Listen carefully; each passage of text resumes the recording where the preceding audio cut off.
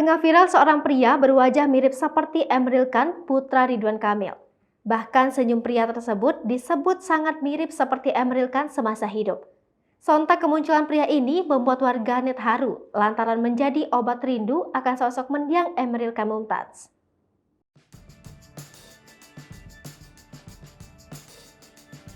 Kemunculan pria tersebut awalnya viral dari sebuah unggahan di akun TikTok @vidivau. Sang pemilik akun tampak merekam seorang pria dari sisi samping. Pria tersebut memakai baju dan celana berwarna gelap. Ia terlihat sedang menyejukkan diri di depan kipas angin.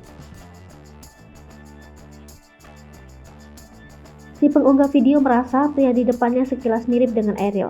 Kemiripan tersebut terletak saat ia tersenyum. Sejumlah netter pun ikut mengomentari. Banyak yang sependapat dengan @vidivau.